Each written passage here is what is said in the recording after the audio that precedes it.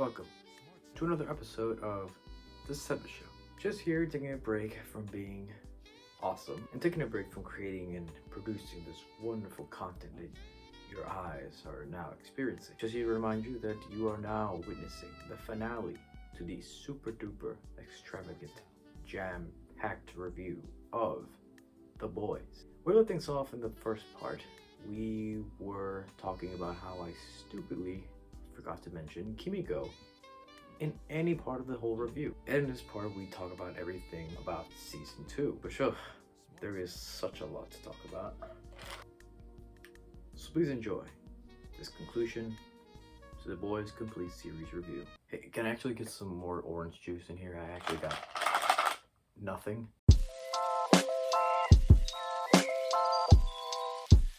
Let's talk about Kimiko quickly. So, for whatever reason, I forgot how I led up to this moment, but I know it makes sense. But for whatever reason, they have to break into this gang, club, or oh no, it was under a nail salon. So they have to break in there, and then they find out a surprise, oh shit, there's a woman in there locked up, just watching television, they're watching a music video. Which I kind of knew was oh, okay, wait a minute, this means that they needed in order to, which I kind of thought okay, wait a minute, so it means that music video is doing something to her, bring control, and effectively it was, because shit goes down, she gets out. I mean, because Frenchie already, you can tell Frenchie from this moment, you can tell that he's very a sympathetic man.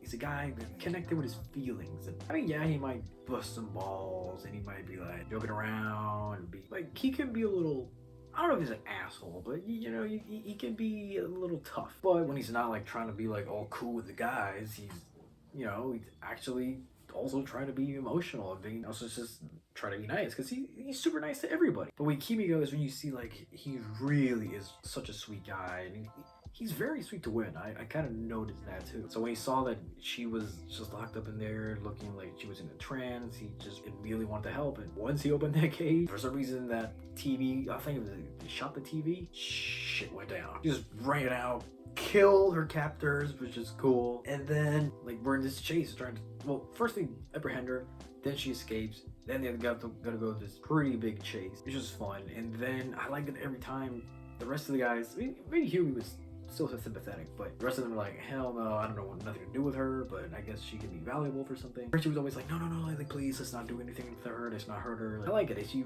was always trying to protect her and always make sure that she was okay, even though she does nothing about her. I like the story that they gave her, the backstory of her. She was in this called the Sons of Liberation Army, which in that flashback they made it look like they came from the 60s, and oh, okay, I don't think anybody dresses like that anymore, terrorist or not a terrorist. But a story about her having a brother who they were both kidnapped when they were children from their parents. I think their parents were also murdered. They were kidnapped and they were sent to be in this army and fight for them. Because first they want to make you think oh, they're bad people, but then you find out no, they actually were kidnapped. They were forced to be in this situation. So I knowing that story. It was very interesting. I like the story about the first season of just Frenchie trying to help her and trying to bring her back as a human being. It's a story about the first season of basically just Frenchie trying to help her out and making sure that he can bring her out of this dark and bring her back as a human being, not bring her as this ferocious animal. And there's more about this character that I'll talk about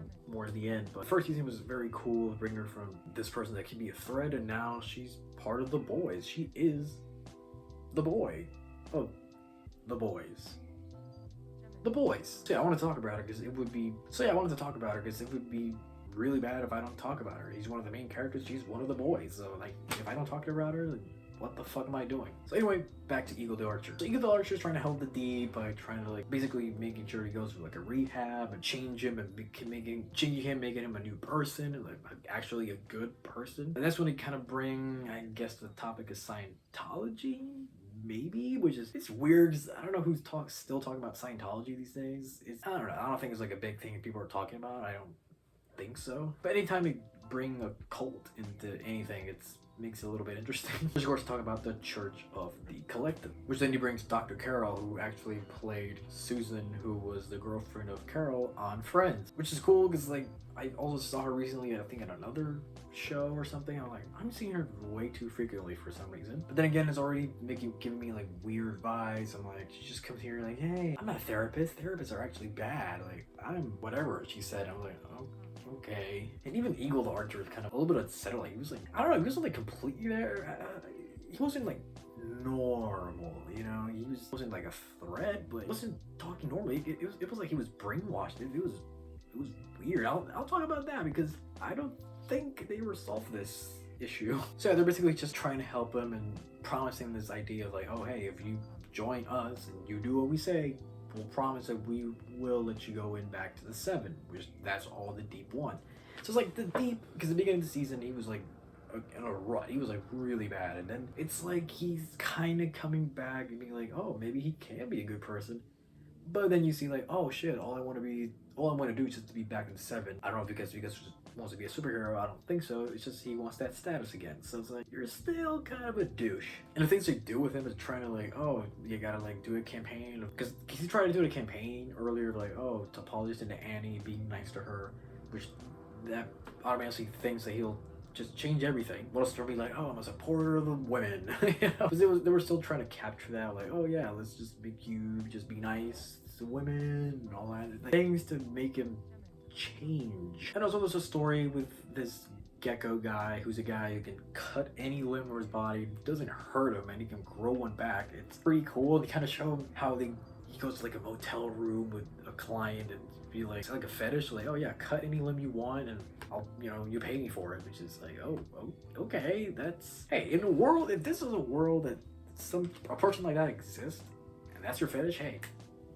good on you, man. If it's consensual and he wants money and you're paying for him, compensating him, okay, good. I know, who cares? Of course, Annie's following him for whatever reason. I'm like, okay, and he's taking pictures of him, recording him, like, okay, what's the point of this? What is going on? Also forgot to say like where the boys are at now. The boys are hiding in an underground like basement, but also like a meth lab with this gang that Frenchie's friends with, of course. Or like he says in the show, they're not friends, it's just helping him out. Okay. You see that Huey's like, they're basically fugitives. They are fugitives, they can't go anywhere else. And you see that Huey's life has changed so much in like what, only a mere couple months? It's insane. Just think all this happened, especially the first 2 episodes of season 1 just happened in like a span of a month tops. To see him now just like in a shitty bathroom, just watching like music videos on his iPhone or whatever, it's like from where he started to where he is now, that's fuck. I mean, everybody's in a shitty situation right now. And of course, Butcher's not there. They think maybe he's dead, and also they're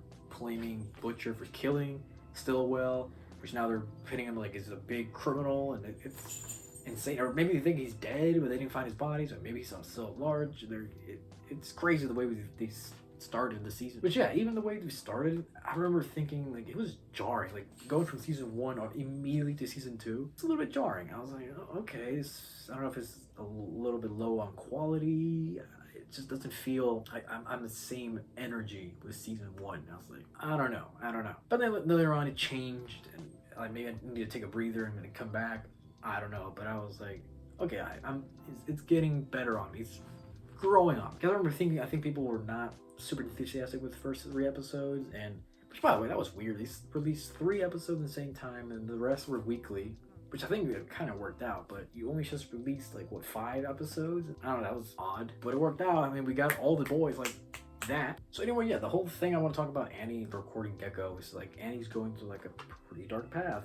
Not too dark as the rest of them, but she's doing things that she wouldn't otherwise do before. She's always about like, I'm not gonna do that. That's wrong. That's just not me. Now she's doing those things, like especially later on, like trying to blackmail him. I never expected her to do that. I mean, she might do that. She actually kind of did that with Maeve a little bit. So it was kind of interesting, but also it was kind of sad to see Annie just be in a team that she doesn't want to be in anymore.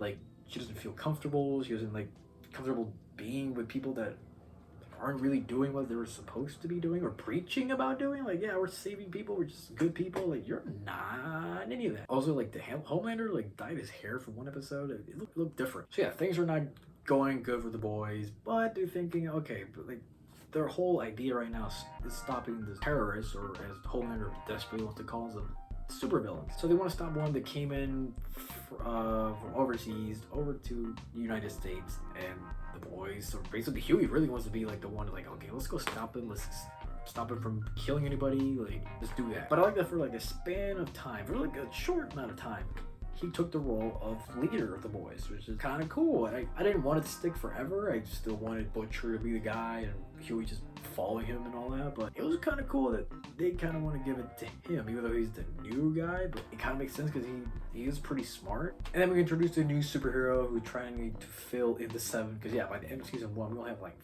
5 superheroes, maybe 4. Adrian's in a coma from the fight at the end of season 1. Deep is out. So they bring in this new superhero because Homelander's trying to fill in the role. And I like that there was this one scene they put like a parody of Daredevil, and that was fucked up what he did with him. And also Ashley, I forgot, like Ashley the rep, she's now taking the role of Stillwell, which I'm just gonna say now, she can be very annoying. I'm not annoying like, oh, I can't stand watching her. It's just annoying, but it's not like anything that detracts the show. It's just like, just chill. But basically Homelander's like, nah, you have the title. You basically work for me. I tell you what the hell to do. Because Stella, since that relationship was different, that's why he kind of followed her orders. But now that she's gone, it's like, nah, I don't fuck. You follow me. But then they put this new superhero that Homelander was not aware of, which of course pissed them off, called Stormfront. I remember hearing about her a little bit, and people were like, oh, Stormfront. I'm like, I don't know what's up. I guess they were talking like she's like a bad guy. I was like, okay, maybe.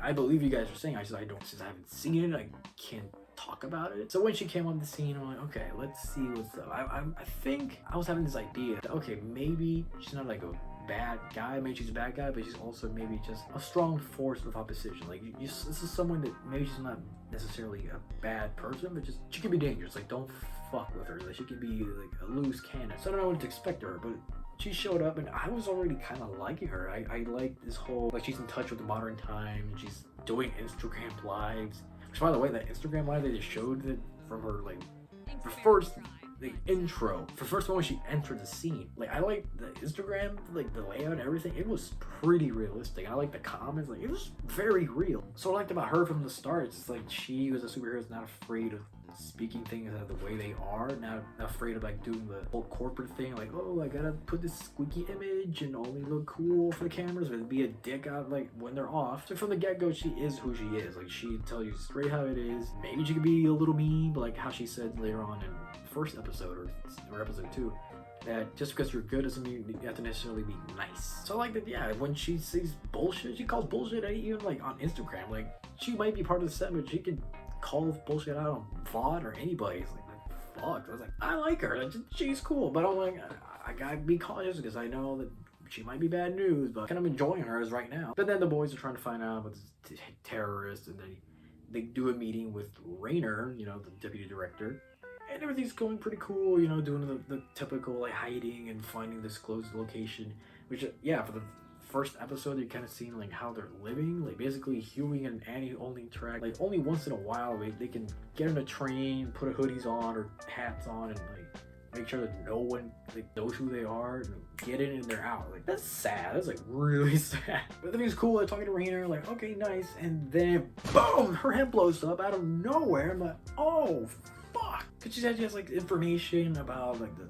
I guess like, I think it's about VOD or anything like it was really good information. Then bam, like her head blew up, and like everybody's like, what the fuck? Like, he was like, oh my god. So I liked it because it was unexpectedly. And things that I keep seeing in this season is that they're not afraid of like killing off someone. I mean, they don't kill most of their cast because I guess they still want to keep the cast, but I like that they're like, if we want to kill you, we're gonna kill you. Like, boom, like, who cares? Like, we're gonna kill people, we're gonna kill people. We're gonna do these storylines, We're not afraid of doing those. Which I like it. They just keep it moving, and they're not like super safe. They take risks. I love that. Which, by the way, like Rainer, I like Rainer. So I was like, oh fuck, damn it. I wasn't devastated about it, but I was like, oh damn, that sucks. So then they're like, who the fuck did it? Maybe it was VOD. I was like, maybe it's VOD. I mean, maybe it's VOD. And then Kimiko's trying to tell Frenchie about a boy, which I guess we find out the boy is the terrorist. And Deep, on his journey of trying to self-improve, he takes us like this little like this tea that makes him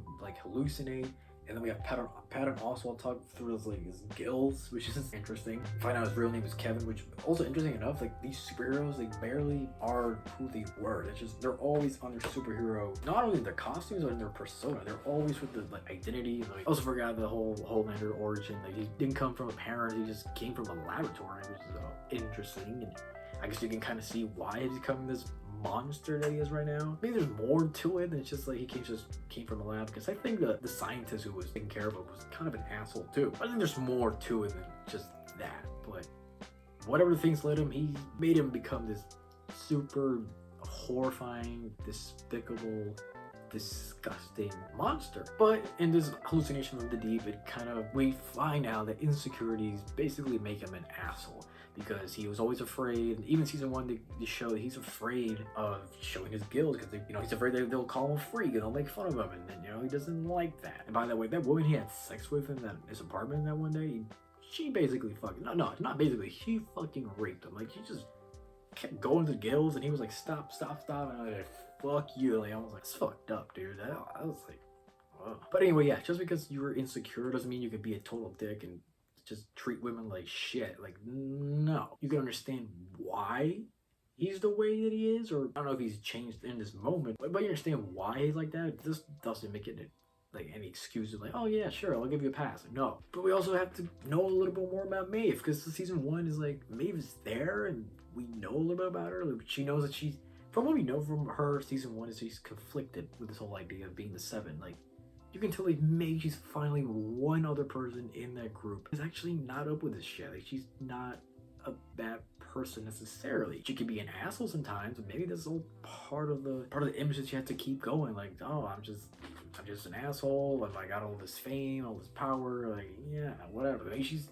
just trying to keep up the facade, but in reality, she's not comfortable with what's going on. But we know more about her as we find out that she has, well, not a lover. They kind of make it look like it's a lover, but no, she's basically as her girlfriend. It's just she's kept it on the wraps, and she just wants to keep her away from all this bullshit about people just flocking to her, like, oh my god, Maeve has a girlfriend, Maeve is this, and just not letting her live her life, and also because she's afraid of Homelander, because from what we know about the plane scene, which, yes, I forgot to say, the plane scene was, damn, that was sad. That was really tense. It was really sad. Oh, fuck.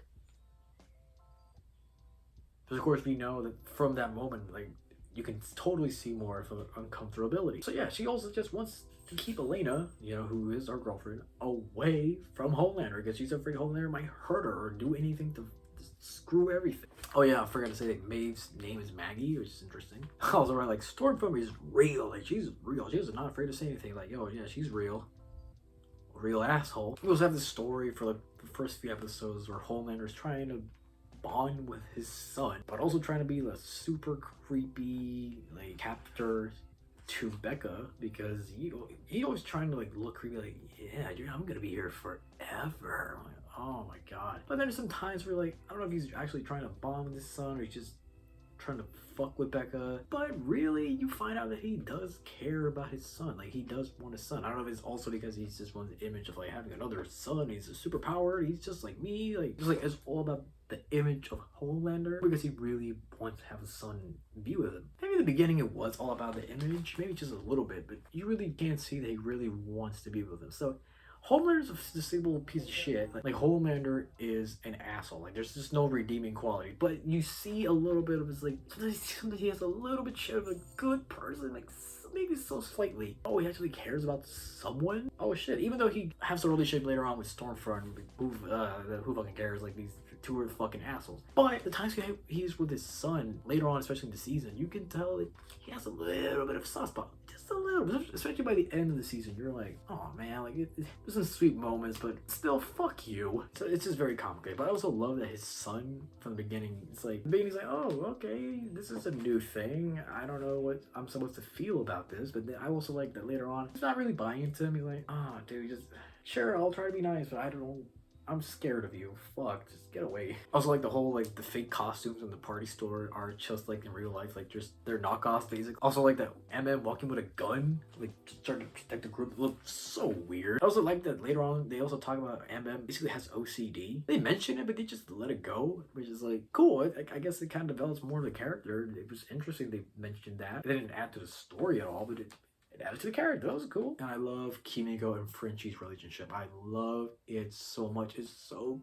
cute. It's so adorable. Especially later on, like when shit went down with her brother, which we'll talk about that. I love that he tried. Maybe he's a little bit drunk, but he tried to kiss her. And immediately, because again, she was like, fuck, she pushed him back. And I love that he was like, oh, immediately, like, oh my God, I'm so sorry. Like, oh my God, I was just trying to, he wasn't trying to force anything on her. It's just like, he really likes her. And he's trying to comfort her. And I love that he felt immediately like sorry. I'm like, oh my God, like, please don't, I'm sorry. And he went through like a whole like rut about it too. So yes, as we find out, her brother is the super terrorist. It's like, okay, this is interesting. But we also see Butcher versus Huey, which this is a thing that came up from the end of season 1, where it's basically Huey's like, yeah, dude, you're basically fucking us up. You don't care about our lives. You only care about yours, and you don't care if we die. Like, our whole mission is to stop Vought. It's not just to kill Homelander. It's just because of what he did to your wife. But yeah, you can understand that. But it's like, yeah, you're basically just being a little bit selfish right now. You're not caring about the rest of us or the bigger picture here. But it's honorable what he's doing, but it's at the cost of everyone's lives. So I love that, like, when Butcher comes back, they're just like butting heads a little bit again. And yeah, Kimiko's story is like really sad about how she got her powers and like, oh fuck, and her brother had powers too. It's like, man, it's sad. Like basically she's very traumatized. A lot of great practical effects. I love the practical effects they do here, especially as we see with the whale. Because I love that the Deep comes back, they give him a chance to be a superhero again. Like, let's prove yourself again. Go out there and stop him. Also, I love that he's on the top of the whale. And I love that he was kind of intimidating in the scene because, the boys are like trying to get out of this situation. Like, these tag coming in with the charts coming, like sinking the shit. Like, it's cool. And now seeing this character we've been seeing on his own come into conflict with the characters that we also get to know on their own. It's like the whole situation. I also love that finally we get to see the seven do some action together because we never see them together. Maybe see them in pairings, but we don't see like the whole team together like Justice League. So it was the closest we could ever see that. I love the whole situation happened. They were in the sewers. That was super badass. It was fun too. Basically, Homelander trying to force Annie to kill Huey. I was like, shit. She was gonna do it. By the way, she was going to do it. And then everything you think like about Stormfront, that Stormfront might be cool, and what the fuck? That scene, dude, of the apartment complex. Oh my God, I haven't been shocked like that in a while. I was like,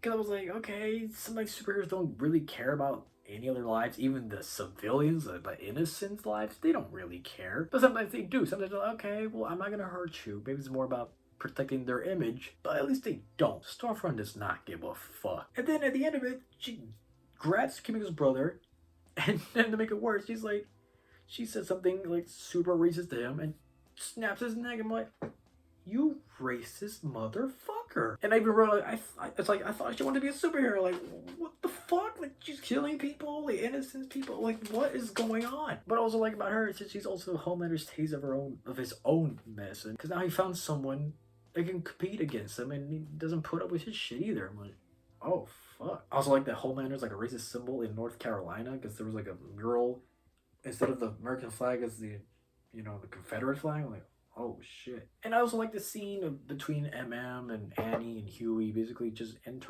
bonding together, going on this road trip. I love like they put music on and MM's annoyed, like, bro, this isn't a road trip. I'm not your chaperone. It's not a date. But then he kind of warms up to her finally when they just go eat at a diner, and that's when she notices like, oh, he has OCD. So I love this whole bonding between MM and her, because we don't get to see her interact a lot with the boys themselves. So it's cool to see this interaction. And then randomly when they left, a truck just hits a car in front of them. Like, this shit only happens to them. And it's so randomly. Huh? I also love this in the episode where this happens. It's all about love and relationships, because it's MM also talking about his dad, and we get to know a little bit more about his past, which is interesting. About basically his dad was fighting against Vought in law in court, and I guess Vought killed him off.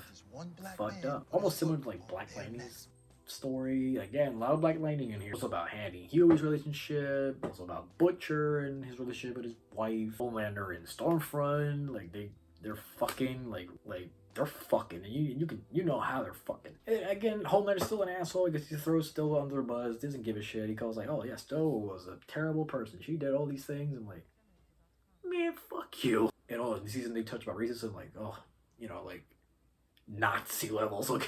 And I'm also glad they actually finally did shit with Black Noir, because I was like, when are we gonna do something with him? Like, please. And finally did some cool shit with him, like Batman, but just scary levels, like super frightening levels, like, oh my lord. Like I said, he's like, he went from silly Batman to an actual scary motherfucker. It was on this episode, and this other episode where he shows up, we get to see more about Butcher's family, like Butcher's aunt, which she was pretty cool. And again, like I said, he's a selfish, like I said, reckless, selfish asshole because he fucks over the only friends he has. Really, he doesn't give a shit. Like, anytime he's all about like putting up with this tough. He's like, I'm tough. I don't need all these people. Yes, you do. And he's always like, oh, I don't want to get in with my feelings. I'm just gonna go, and I don't need you. Fuck all of you. Man, it's toxic. He also touched about how Huey is Butcher's anchor because he's the one that balances him. How they talk about Lenny, which we didn't know that Butcher had a brother. Lenny used to be Huey. Like, you know, he used to be the guy to keep him under control.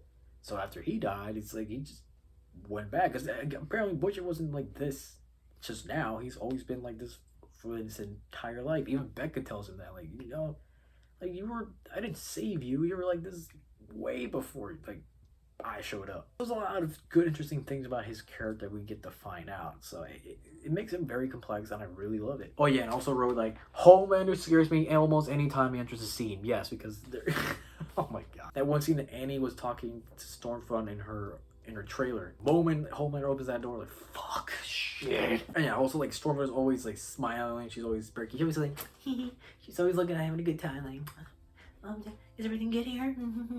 He's like, oh, like, I really hate it. Also, like, Frenchie has a cool flashback in the next episode. I love it. We get to know him a little bit more about him. It's not a Frenchie-centric episode. We get to know him just a little bit more, and I really love that. Also, there's commentary on commercialization. I liked it. Also, a question, like, is Deep brainwashed, or is he still an asshole? Also, like, yeah, Kimiko's fucking cute. And there's, like, this random storyline that didn't add to anything where Kimiko's killing for money, which first he was like, don't do that. And that went nowhere. I mean, it was cool. It didn't bother me. It's just like, it didn't add to anything. It didn't take anything away either. Maybe some time away, but it was okay. It was just, I don't think it needed to be there. I mean, I wouldn't say like, take that shit off. I was just like, what was that about? Just, I guess, show her grieving for her brother. And I guess she was also mad at Frenchie for what he did. And I guess that's in parts, I think. But it was alright. But again, I also wrote, like, Kimiko's fucking cute. Like, she's cute. Love her, like, when she smiles. She's like, hey, I'm having fun.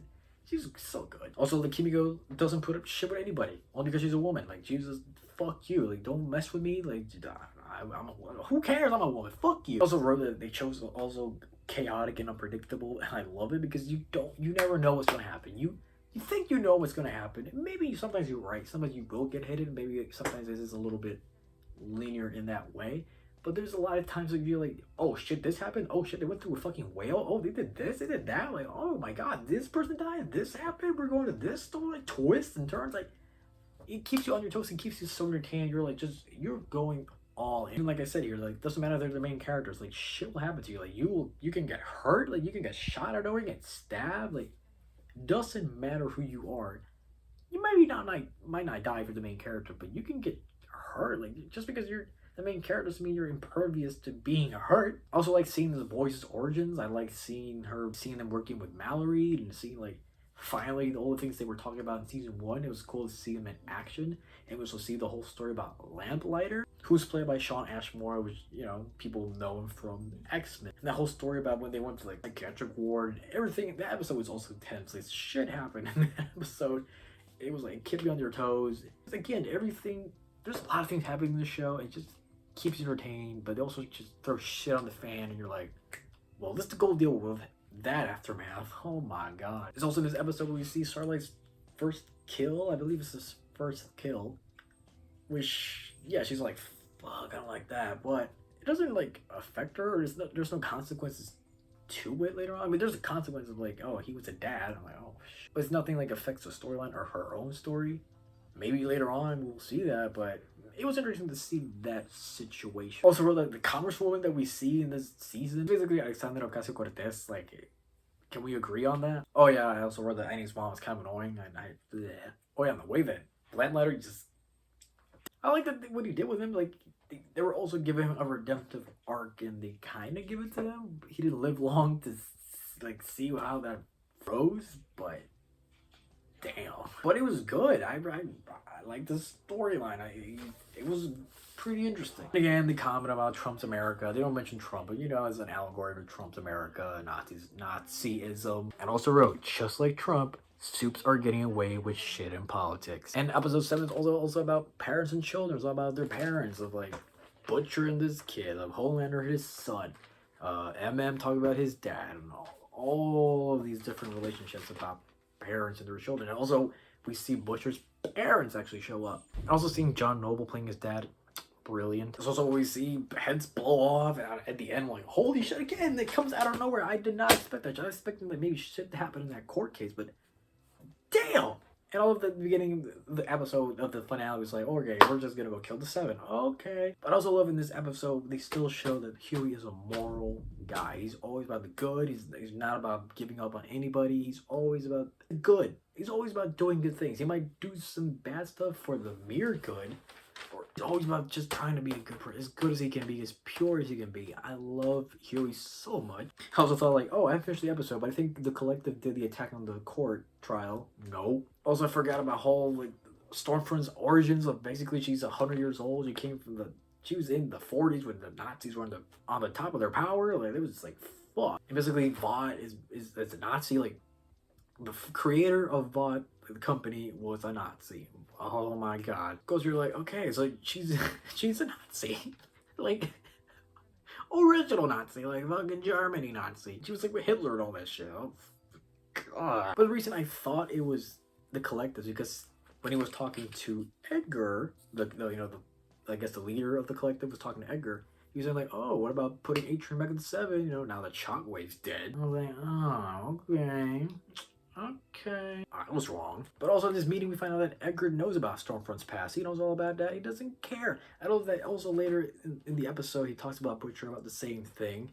He's like, because, you know, Butcher's basically saying, hey, you're black. Like, why are you supporting a fucking Nazi? Why are you protecting her?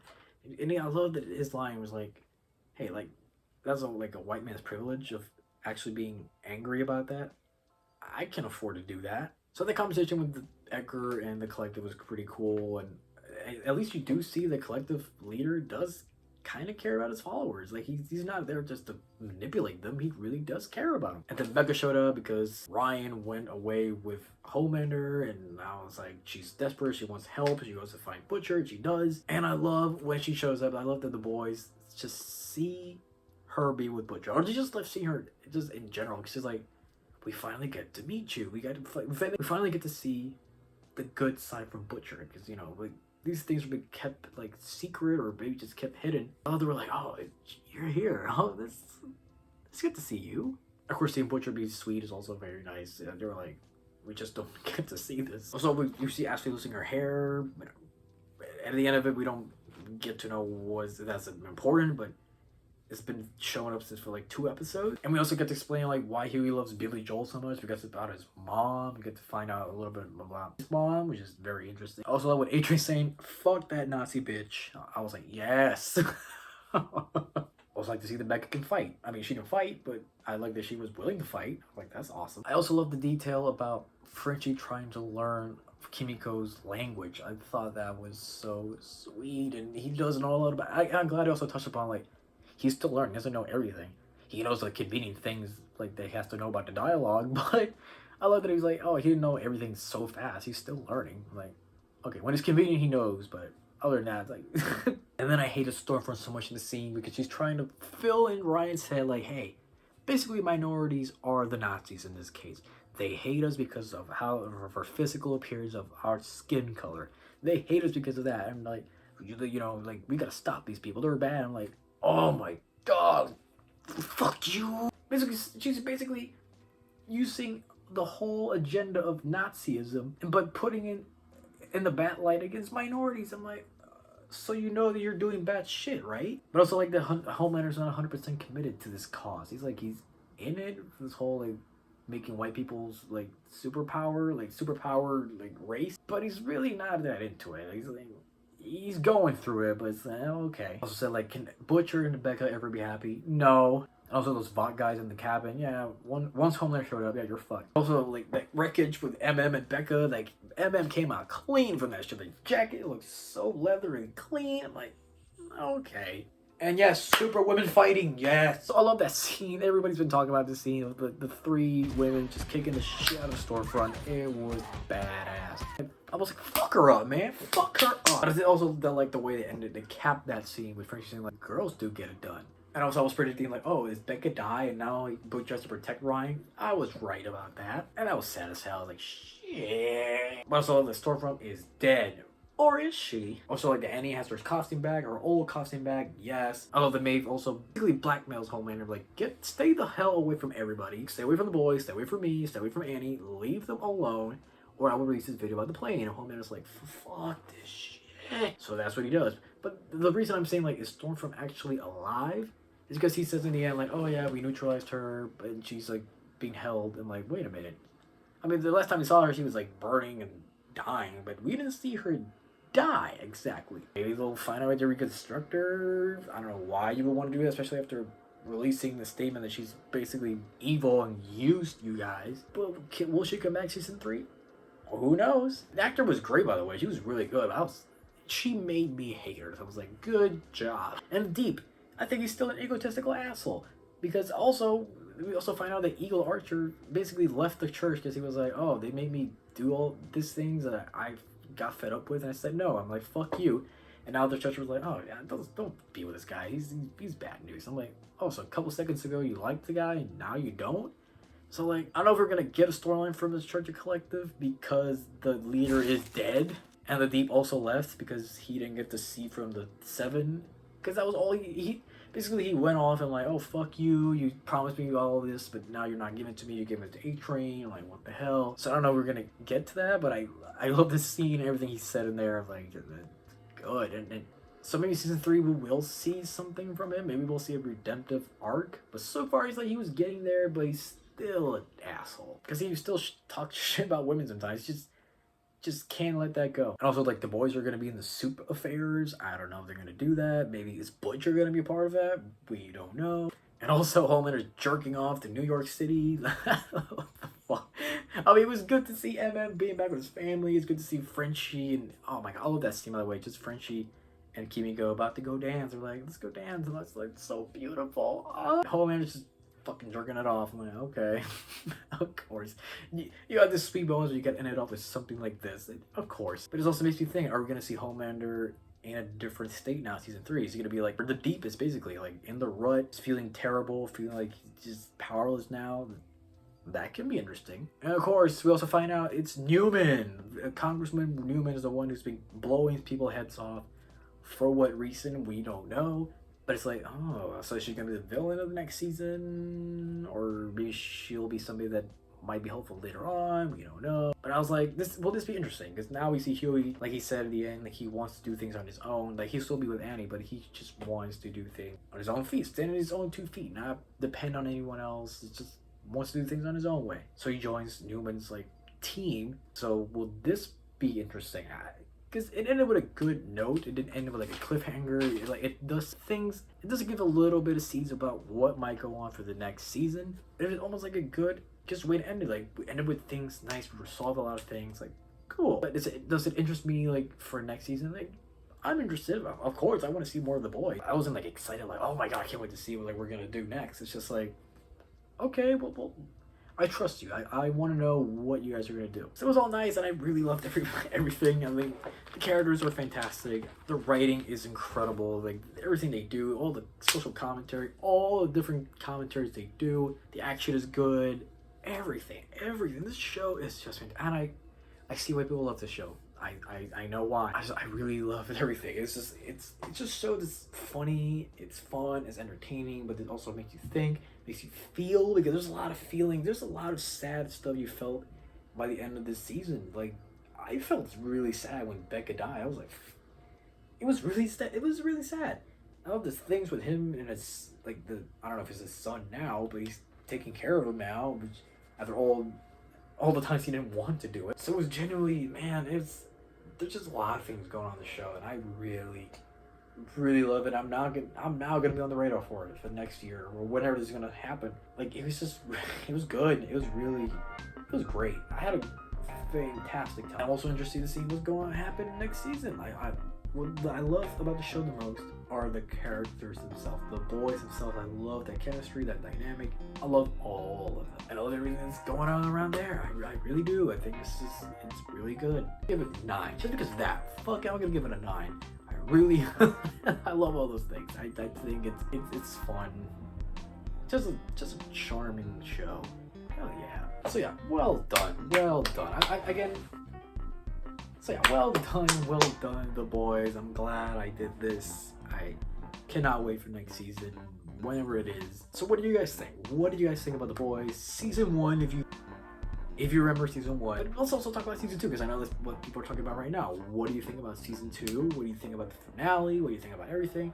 Did it live up to the hype? Did it live up to your expectations? Like, what did you think about it? Please let me know, and please stay tuned for more reviews. I will do more reviews as I can. I have another one coming up very soon. I might finish it. I might. I have another one coming up pretty soon, so stay tuned for that. So please like, share, and subscribe. And thank you for supporting me. I really do appreciate all the love and everything you guys have given me. And there's also more stuff coming ahead. I have another show will be coming up very soon as well. I have a lot of great ideas, so please stay tuned. And also to my other channels, I will put it right down in the description. Just come back for more and stay tuned for more of the Seba Show.